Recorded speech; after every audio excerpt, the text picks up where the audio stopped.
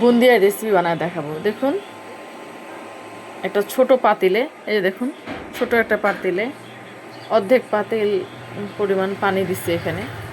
হ্যাঁ, আমি বানাবো হচ্ছে আধা পোয়া বুন্দিয়া।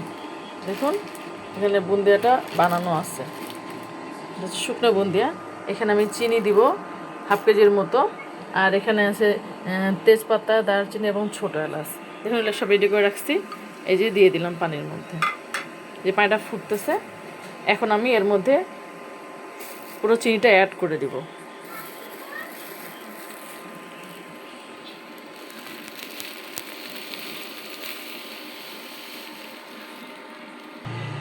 দেখুন ভিউয়ার্স, আমি এখানে দেখুন এই পাতিলটা কিন্তু ছোটো একটা পাতিল, হয়তো হাফ কেজি 3 পোয়া চাল রান্না হবে, এরকম ছোট্ট একটা পাতিল। এটাকে দুধের পাতিল বলা হয় আর কি।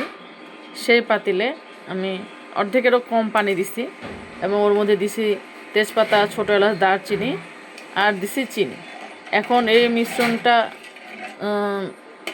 জাল হবে অনেকক্ষণ, যতক্ষণ না মিশ্রণটা গাঢ় হয়। শিরা, যেটাকে বলা হয় চিনির শিরা, এটা হতে অনেক সময় লাগবে।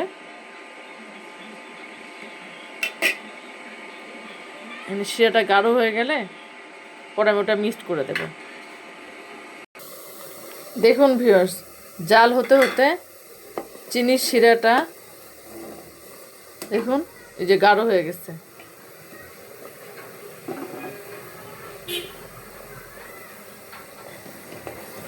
বুঝছেন? এখন আমি এর মধ্যে অ্যাড করব বানানো বুন্দিয়া, রেডিমেড।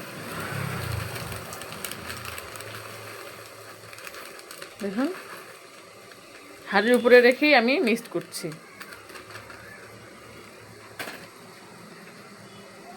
এতে হবে কি, এই যে একটু গরম হবে, তো এটা দ্রুত সফট হবে, এবং যেহেতু আমাদের ইফতারের সময় হয়ে যাচ্ছে, তো এটা আমরা দ্রুত খেতে পারবো।